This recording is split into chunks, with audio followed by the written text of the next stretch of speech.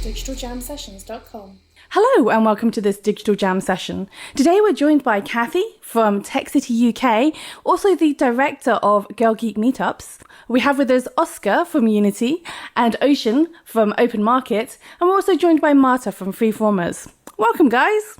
Hey, great to be here. Hey, guys. Hey, how you doing? So today we're going to be discussing the future of community behaviours. Now, this comes from a conversation that Kathy and I were having a little while ago, where we talked about the evolution of communities and tribe behaviours in a digital age. And that's kind of what I wanted to start off with today.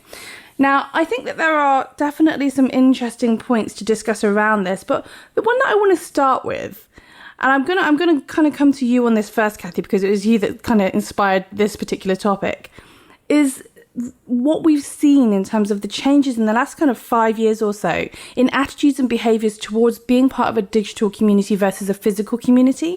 And I know that with Girl Geek Meetups and the evolution and how that has progressed over the last few years, it is quite a different proposition to ask somebody to be involved and to be communicative as part of a community, as part of a tribe, if you like, when it's at a distance, when it's digital, versus when it's physical in the room. And I'm curious to hear from you what you think have been those key changes over the last kind of few years in the way that people's attitudes and behaviours have changed towards being engaged and being part of a community. Cool. So, like you said already, Sunny, this topic is so freaking fascinating. Just looking at how our human behaviours have changed through having the access to social media and having the ability to almost kind of put our best foot forward online and join something that we ultimately feel we should be part of. You know, if you look back 15, 20 years ago, you didn't have social media. The internet was still a very, very new thing. But what it did initially is it opened up a whole new world to everyone, not just from an educational standpoint, but also from the whole idea that you are no longer restricted to those closest around you. So that could be your hometown, your university, your work environment. It suddenly meant that you could contact absolutely anyone in the world and find people that were very much like you. With Geek Girl, our ethos is all about putting female role models within technology forward in order to create further role models, in order to inspire more women to be women in tech and to actually start shouting about what they're doing. And while we kind of started originally in a physical realm through actual meetups, we've definitely built a community which is built online. And I think the really lovely thing is that ultimately people are finding people that are just like them, that have a passion which is just like them. And the fact that, you know, through stuff like Twitter, Snapchat, Facebook, LinkedIn, and, you know, everything from Reddit and all of these other sites as well, you suddenly become part of a conversation that is much bigger than just you or just a group of you. It's a much bigger thing. With Geek Girl, we started in Stockholm. We're now in London. We're in Mexico. We're in New Zealand. We're kind of growing around the world. And, you know, I've never met any of the other organisers from any of the other Geek Girls, but I ultimately feel like they're already my friends because we have this ongoing dialogue, which is done digitally. I just wanted to ask, when you talk about this relationship that you have with the other directors in other parts of the world, it does lead to that curious idea of having an intimacy, having a relationship of sorts with people who are at a distance from you, but are participating as part of the same community. And I am curious because I know that Oscar's probably bursting at the seams right now to make comment about that. But I am curious because I do think that what Kathy is saying is very relevant to the way that people engage with each other at this distance across social media and social networks, where actually they've never met somebody in real life, but they feel that they are entitled to have very deep personal comment and interaction with somebody who they may never have met in person. So one thing I was going to check on first, though, I just want to go back to something Kathy said, that 15 to 20 years ago we didn't have social media. It's not quite true. It wasn't called social media, but we had most of the elements. In fact, even if you go far back to 1985, when I had my Apple IIe and a 96 baud modem, I was connecting with people on bulletin boards, and a great deal of the same kind of social commitment that she's describing This kind of these people that we've never met before, that we're able to talk to, that we have built a relationship with. That was happening even back then. It changed a lot when we, had dedicated communities. I used to run a thing called Wireplay, which probably no one's ever heard of, back in 98, 99, where we had these dedicated groups who would play things like Quake and Counter-Strike and things like that. And of course, it's not to deny that the creation of that kind of frictionless method, like Facebook and Twitter and all the others, Tumblr. In fact, does anyone under 15 use Facebook? I suspect not. But what they have in common for me is they provide a way to be able to instantly connect and to be able to have conversations where we're not being judged on other factors. It's just the words that we say. I'm curious though, Kathy, from your perspective, when you do have people who are engaging who don't feel necessarily a responsibility because there is this degree of anonymity, do you find that sometimes on occasion somebody will maybe throw something out there that they probably wouldn't say were they there in person with you? In all honesty, through Geek Girl, I've not had that once. Okay. That's never happened. Geek Girl, we're on Twitter, we're under 5,000 users that are, engaging with us or following us in some way. Through our newsletter and our active community, we're about 2,500. We've never had anything negative happen, which is great. The experiences I have had where it has been negative have been outside of a predetermined community. Interesting. Okay. So, Marta, I wonder from your perspective whether or not you feel that there is an inherent difference in the way that people will be treated when they are not part of a broader tribe, when we are individuals who are engaging with other individuals, whether or not there is a certain degree of protection just purely by being part of a broader group and a tribe and having that sense of unity with a wider group. So I would say that there is an inherent difference, but it's not so much closed groups, because I've been part of communities since the sort of mid-90s. It's more about what the purpose of you joining that group is. Why are you part of that community? So if you have a vested career or educational interest in this group, it's very likely that you'll be on your best behavior. It's people you want to impress. It's people you want to, get on their good side in a way. Whereas when it comes to looser group, obviously I think one of the biggest examples of this is gaming and those communities. You're much more of an individual within a larger whole that's, tied by, let's say you play the same thing or you do the same thing, but you're not there to really try to woo people. I would say that, in specific tech groups, there'll be people who want to potentially work together. So, you're going to want to appear likable, whereas on the other hand, if it's just trying to one-up each other, I think that's a core difference in a community dynamic. The level of competition, the level of sort of trying to appear as I'm the boss or I'm the best, that kind of brings out the ugly side. Okay. And Ocean, what's your take on this in terms of reputation and the management of reputation and perception of the individual within a tribe or within a social interaction? Fascinating question. Many moons ago, about 7 years ago, I worked for an online community for teenagers. And one of the things, many tens of millions of members. And one of the things that we noticed from our surveys is that the teenagers who gathered in this virtual space organized themselves into many different tribes.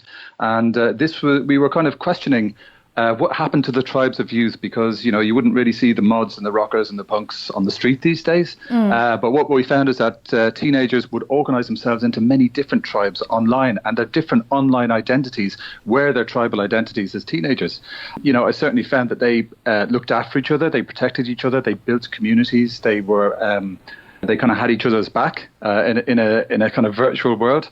And I think this is now extending into what we're seeing these days, which is, the move away from the original MMOs and those communities, some of which Oscar mentioned, towards social media communities, which have been very popular up to now. But what we're seeing now, particularly with the younger demographic, is that they're moving out of these, the Facebooks and the like. They wouldn't, be seen dead in the same social space as their teachers and grandparents, to be frank. And they're moving into these kind of especially curated, private lists. So on using messaging platforms like Snapchat, etc. Yeah. They really are building their own kind of bespoke tribes per event, per passion point, per location. So it's getting more and more kind of granular, I think, how we kind of now run our digital lives and how we identify with each other using these digital tribes. And I think it's changing very quickly in a really fascinating way. And so I'm curious, Oscar, from your perspective then, following on with what Ocean is saying, do you feel like the type of gamer profiles that we're used to seeing and the gamer behaviours that we're used to seeing are now becoming more of a mainstream profile and more utilised across generalistic populations who may not understand what they're getting themselves into or why they're behaving in particular ways, but they certainly are mirroring some of these behaviours? Would you say that necessarily is the case? Yeah, I think there's a lot of sense in that. I'm going to kind of pick out two aspects of it. The first one is there's been some really interesting psychology research in terms of people's behaviour in all kinds of virtual worlds. And there definitely seems to be something about a kind of, I like to think of it a little bit like road rage. When you're in a car, you're surrounded by a shield of steel, you're kind of anonymous because people don't really know who you are. Even though you've got a license plate, you don't really think about that. You just sit in a car. Therefore, you don't feel as easily identifiable or attributable, and therefore you can be a bit meaner and angrier. You're not going to get picked up on that as much. The other side of that is an aspect which a friend of mine, Mark Sorrell, who's a behavioural economist who happens to work at Rovio, he did this fantastic talk where he looked at what kind of behaviours are we creating in some games. Not all games, but some games. Now, if you think about first-person shooter, what's the whole point of that? The way it's been designed is, I'm better than you, I blow you up, and if I'm better than you and blow you up in the most funny and ridiculous way possible, I get rewarded even more. And if you're not very good, you're going to effectively be punished by the game designer. Now, there's lots of kind of whys and wherefores, and I don't want to sort of blanket every game, by the way. I just want to sort of highlight this phenomenon. If you think about what's going on in a lot of game design, we're actually instilling an atmosphere of one-upmanship, more, beyond just simple competition. Now, that's fine, but we don't clearly communicate to the people who are new to that community, who aren't necessarily as established in the history, that that's not good normal behaviour. It's interesting that you say this, though, because as well, though, this is a behaviour that is beginning well, it's not beginning, it's already here. It's emerging very much within social networks. This encouragement, this idea of certain types of interaction deem rewardable, whereas other types of behaviours are not something you necessarily want to encourage. And so built within the infrastructure of the way that the social network itself is constructed, or the way that the platform itself is constructed, does tend to encourage certain types of behaviour. And I am curious, just to understand the sentiment, I suppose, and I'm gonna go with you on this one, Ocean. When we look at things like the emergence of AR, and if we're going to talk about AR, obviously we have to talk about Pokemon Go. But this idea that there is a huge chunk of people who understand how this stuff works because, frankly, they play games. But then there is this whole other new audience that's come to this mainstream audience, who don't really understand the etiquette or the rules or the reasons why people will behave in particular ways. And so they begin to see certain aspects of that behaviour as maybe unfair, or they feel that they're being left behind because they don't understand all of the inherent unspoken rules that people who are gamers have been within these ecosystems for many, many years and understand. And I'm curious, Ocean, from your perspective, when you have been looking at teenage behaviours, whether or not you feel that this is something that is inherent, that they understand and they get this, and it's really something that is a learned behaviour as this next generation are kind of moving and progressing through devices and technology. Yeah, I totally agree. I think, teenagers are at the cutting edge of new technology adoption. They get it. They're digital natives. They've never lived without access to the internet, to have access to, all of the world's knowledge at any time. So it can be a struggle for the older demographic to embrace these new technologies. But I just wanted to mention a very interesting chap called Daniel Doherty. He works over at Digital Donut, and his website is happinessevangelist.com. He basically leveraged technology to reach out to the physical community of Putney and Wandsworth, in the Wandsworth borough, and he's actually set up the Putney social group, and he's used technology like meetup.com, WhatsApp, social media, etc., to set up things like meetups, co-working days, comedy, football events, river walks. So he's actually looked at his local community and seen that in a certain way it was dying. There was nothing really stimulating this actual physical aspect of community. So he's leveraged the new technology to reach out to these people who wouldn't normally be on it. And he's had fantastic results. So they have regular meetups, they have regular events, they kind of hire out boats and go in the water and all this kind of stuff. So yeah, that's something I'd recommend checking out. There's there's two schools of thought. One is the digital natives who are very much ahead of the curve. They have the language, they know the syntax from their time as gamers, what to say, what not to say. For other people, it will be a steep learning curve, but I think initiatives such as that from Daniel Doherty are quite interesting in that you can leverage new technology to reach people who haven't used it before and have a much broader impact than you could have done maybe even 5 or 10 years ago. Interesting. We'll have to check that one out. But Oscar, I'm curious to hear from you on this, in as much as it's great that we're talking about what the impact, or the current impact of technology and these digital behaviours are, but I'm curious about what your thoughts are for the future of these types of behaviours and this evolution of behaviour when it comes to the tribe mentality. And the example I'm going to use is one that I'm sure we've probably spoken about before, but if not, we'll do it again. Is this notion that as we evolve the technology for virtual reality and augmented reality environments, and we begin to create these virtual environments, these worlds where we will engage with other people, there's going to become this need for the personal avatar representation of individuals within these environments. And for some people, they're going to get to it pretty quick. They're going to understand the economy and the econometrics of these environments pretty quick. And we're going to see this emergence of people who are, creating businesses within virtual reality environments, not dissimilar to Second Life. But then we're going to have this kind of whole other, percentage of the population who just doesn't get it. And they come to the playground far too late. And everybody else who's really already quite educated when it comes to how to function in environments like Minecraft or Second Life or any of these other places where people are commercially able to monetize their ability and their experience within these environments, that people who could have been doing something aren't able to do it because they got to it too late. What's your sentiment on this, Oscar? It's kind of, it's interesting because it's kind of like a land grab. I mean, obviously, I have a bit of a background, not just have I run online gaming services, but before the virtual world, I also I was the home architect, which basically means I did the requirement gathering for PlayStation Home, a virtual world which Sony shut down last year, which is kind of interesting because if you think about it, this is a pioneering place where people like you describe come in, wear an avatar, wear an outfit, present an identity to the world, which may or may not be anything like their own. Probably not. And then they communicate and share, and they buy goods, and they express themselves with those goods and those spaces. And it's interesting because I think there's going to be those kind of spaces where I pretend to be someone else. I feel like those are great and they're good for special interest. But actually, I think increasingly, the more that we represent ourselves as ourselves, the more likely they are to become mass market, the more likely they are to actually be ironically slightly, not safe is the wrong word, but more comfortable. And the reason I say that is because I've noticed a real interesting phenomenon.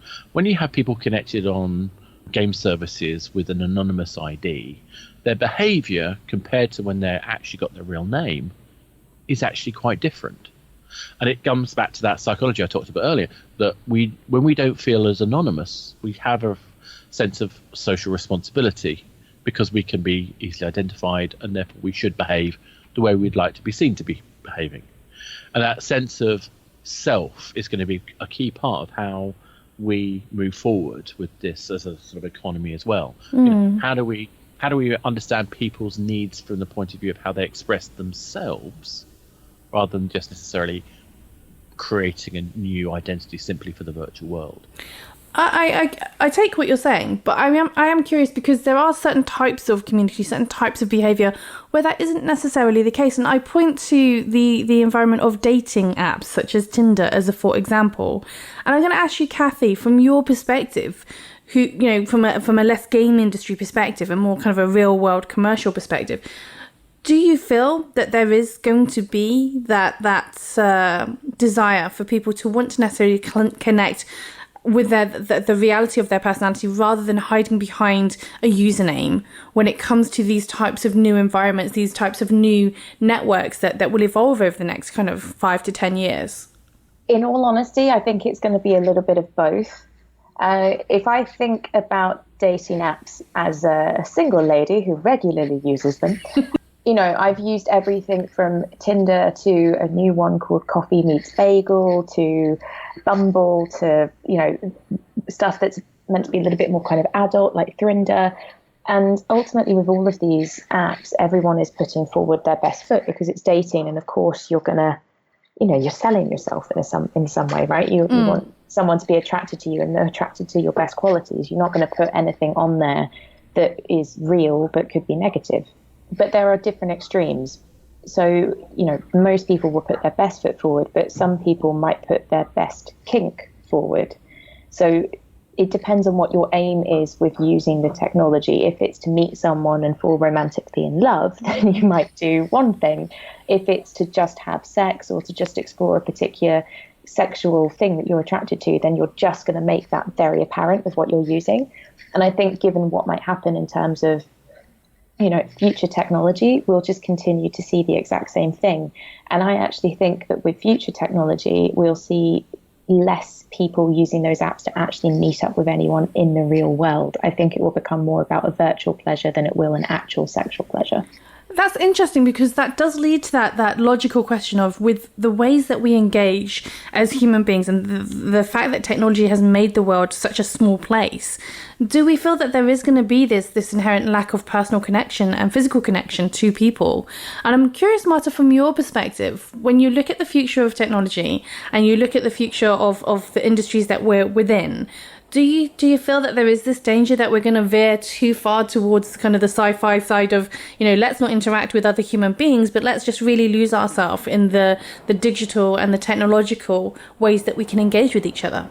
Actually, it's a very interesting question, because I think it also stems from a very narrow, and in my opinion, too narrow definition of what interaction actually is.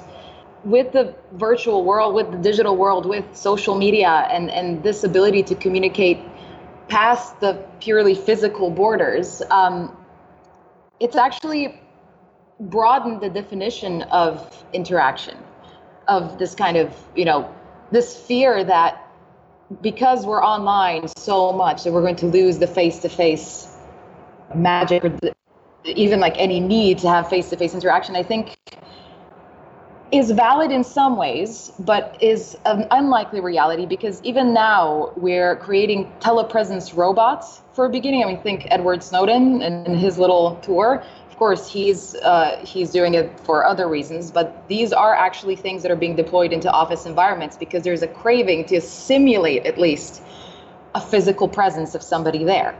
And when it comes to, I guess, this danger of the future, you know, with robots and AI and AR and VR replacing face-to-face interaction, I think the effect is actually going to be the opposite. There's going to be an opposite reaction to all of this. There's going to be special effort made to actually have face-to-face interactions. And I think platforms like Meetup, for a start, are very indicative of this. People actually are taking effort to be together in one place, because this is still something that we as creatures crave.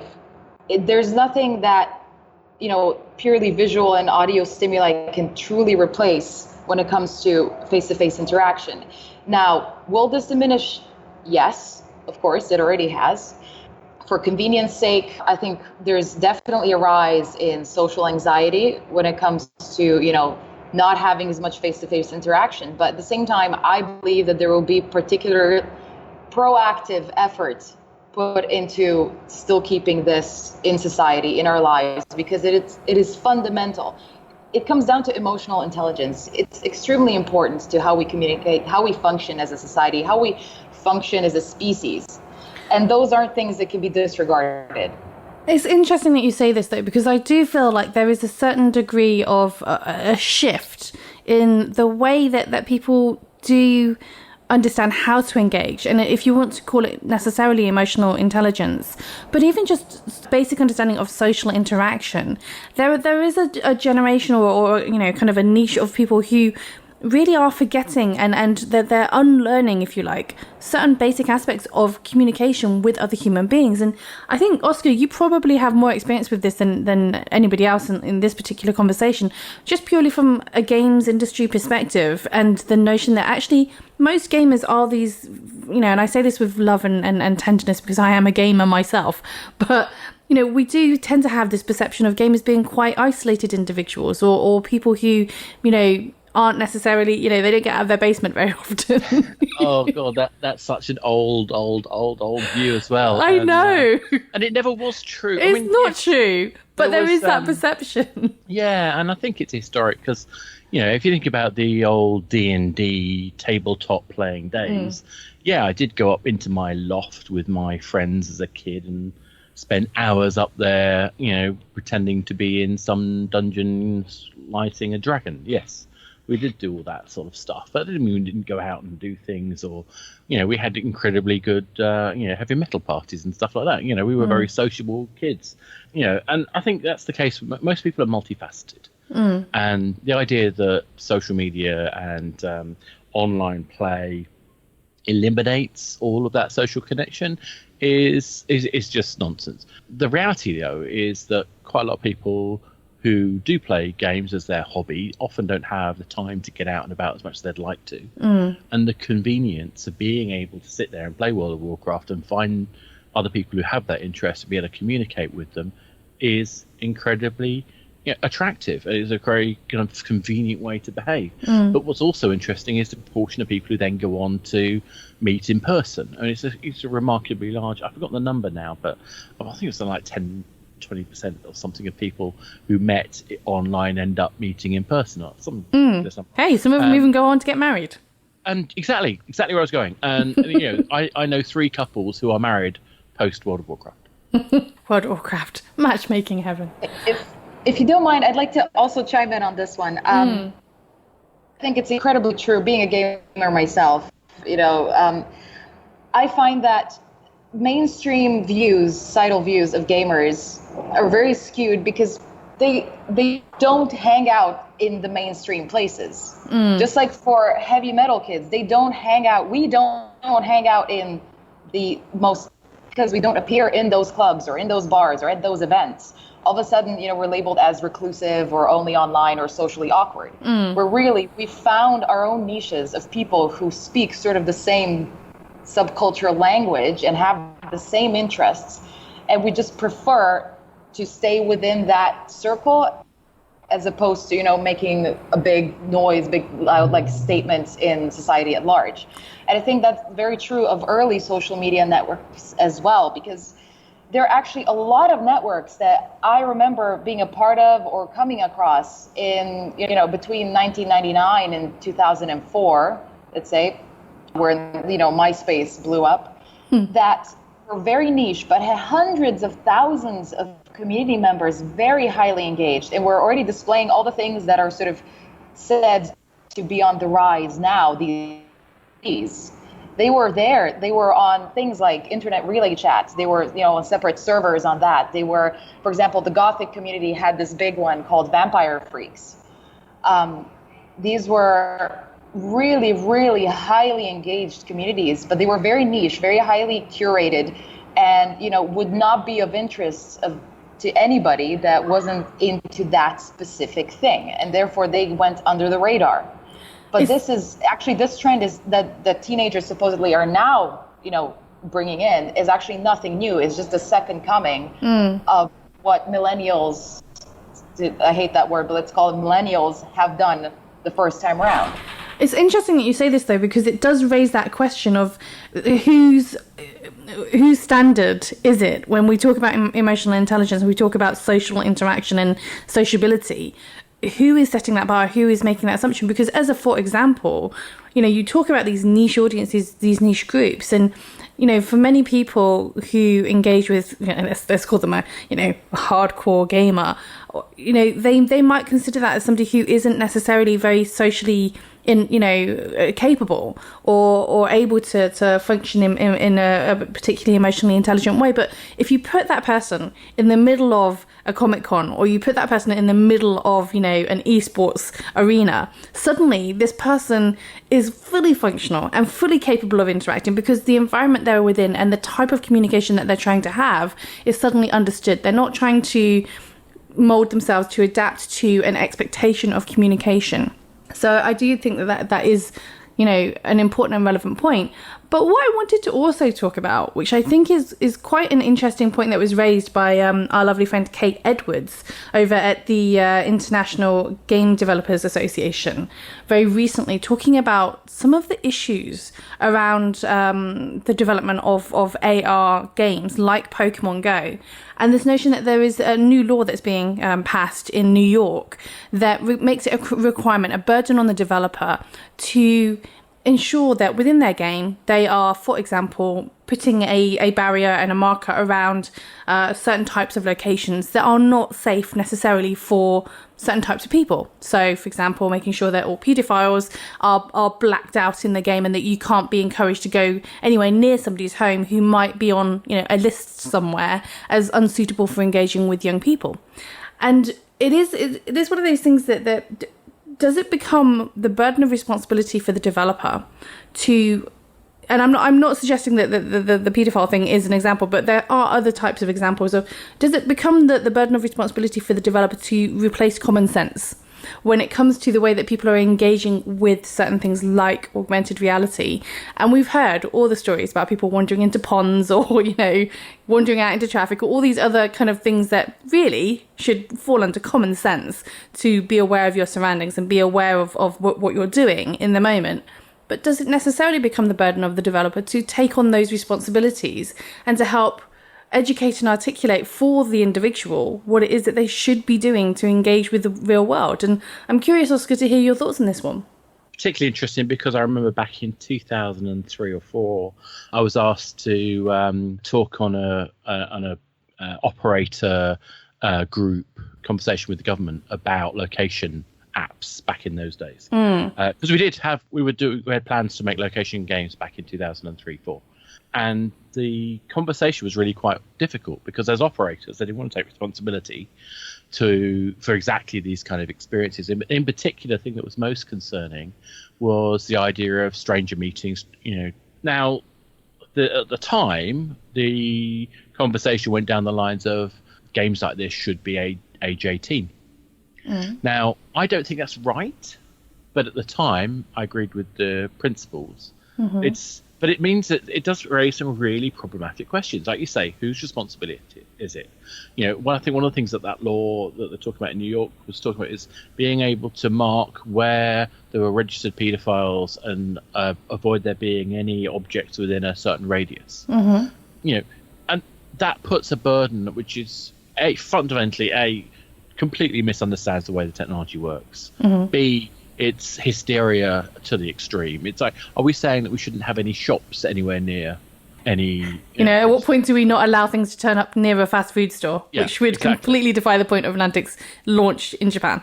Exactly. And the reality is that location is going to become increasingly a relevant part of our daily lives. I mean, particularly as we have more social connections. I mean, okay, there was Foursquare, but I think there will be more things like it where, we're actively encouraged to go to shops, McDonald's or whatever else, all that kind of stuff.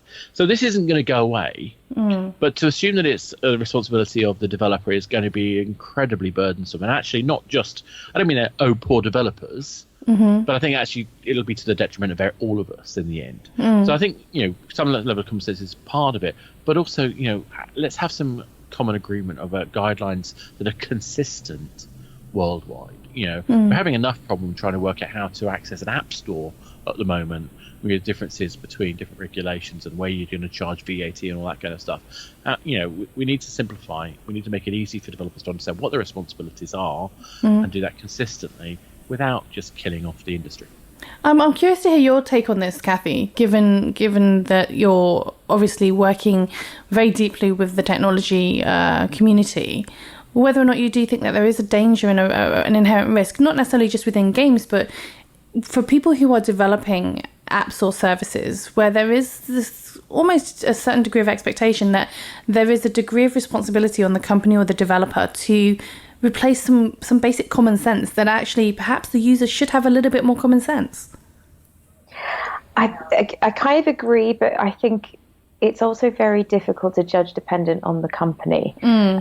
Now, I know this isn't within the social realm as such, but if you think about Uber as a platform, and you think about the problems that Uber has had in certain countries with, riders being attacked by their drivers. It's a kind of a similar thing, right? Uber got a lot of criticism for this, but at the end of the day, it's out of their control. They can't be in that car, and they can't, really have any say in what happens, right? They can kind of, do things to get drivers off the roads, and they can cancel stuff, but there's not a huge amount that they can do. I agree in that, the developer shouldn't take the responsibility, because where do you end if you start doing that? I think, like every social site, it's just a case of doing as much as you can if something does happen that is negative. So there are examples of that with Tinder, there's examples of that with Twitter, with banning of people, and that's as much as they can do. I think that still is actually as much as they should do. Ocean, I'm curious from your perspective, do you feel that there has perhaps been a certain degree of I hesitate to use the phrase, but a learned helplessness in the way that people utilise social networks, social media, and the technology around that they are perhaps relying a little bit too much on somebody else guiding the structure of their interactions with others? Well, the technology that's been introduced is so good, so compelling, so addictive in many respects. We really can't help but rely on it to a large degree. Learned helplessness, I think, is a good way to describe many things that are happening around our relationship with technology. It's there are some kind of concerning trends around journalism, for instance, clickbait, all that kind of stuff. And, because that's so popular, compelling, and it's the right kind of bite-sized content for the majority of people now, traditional journalism, investigative journalism, that's kind of falling by the wayside.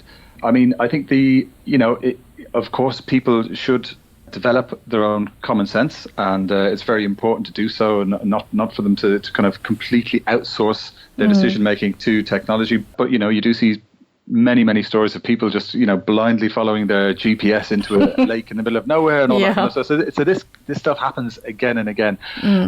It's going to be a balancing act moving forward, of course. To what degree are we supported by this incredibly brilliant new technology, and to what degree does it become a crutch that we let go of some very fundamental kind of human decision making processes? I think it's a balancing act. There's no it'll never be all one way or all the other way, and what's the phrase, caveat emptor, let the buyer beware.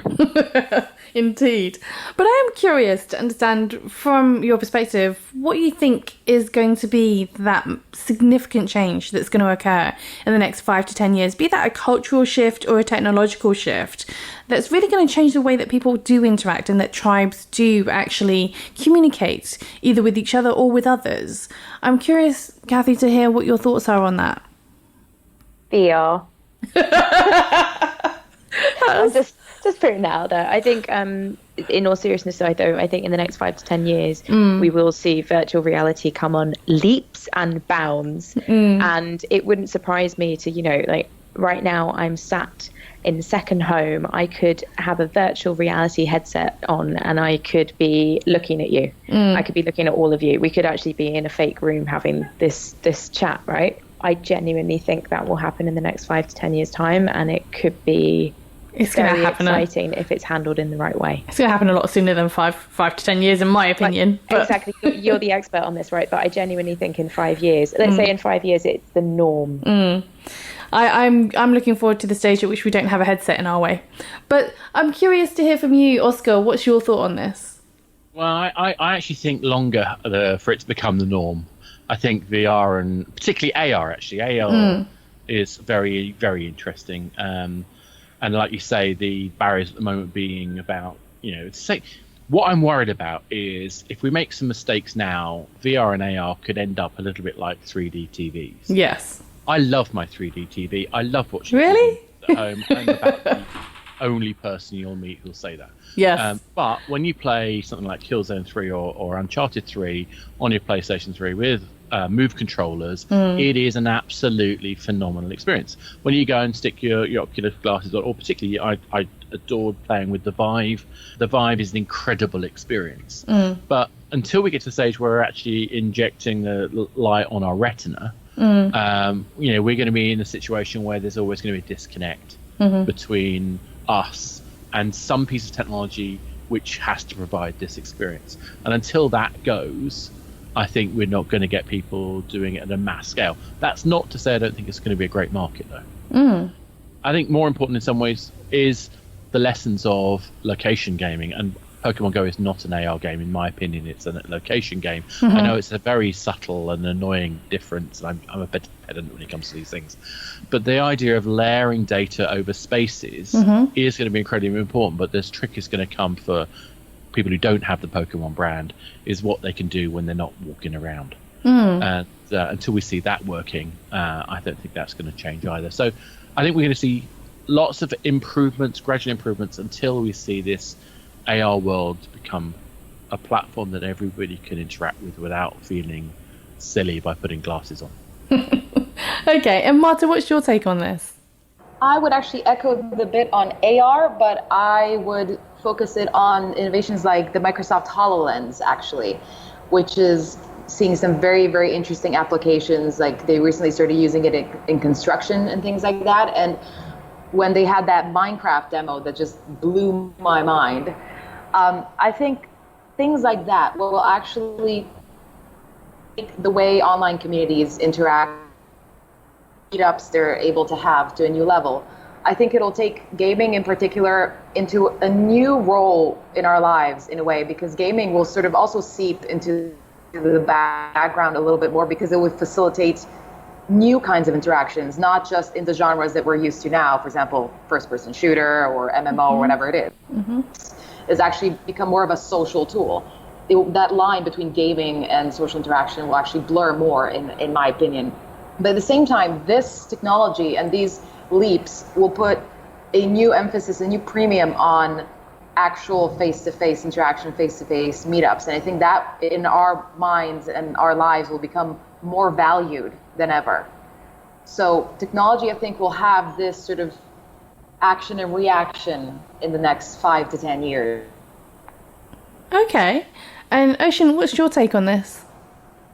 Well, I agree with the last point about face-to-face meetups. I think you can see an interesting parallel there from the music industry. Once music became incredibly democratized and stars started using social media to reach out and interact with people, what became ultimately the most valuable fan experience was to spend face-to-face time with them and to actually see them live. And we've seen a huge increase in the kind of sales of live concert tickets compared to the kind of downturn in digital and physical sales relative over the past 10 odd years.